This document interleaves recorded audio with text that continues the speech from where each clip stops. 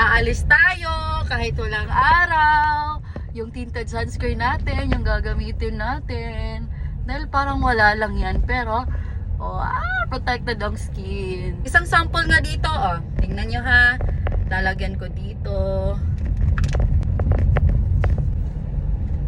See the difference? Ganyan yung tinted sunscreen natin. O, diba? So, maglalagay na ako sa mukha ko, guys. Pusin ko lang, syempre. Si Bobby, yung husband ko, favorite na din to, sabi niya, kapag dumating na yan, ha?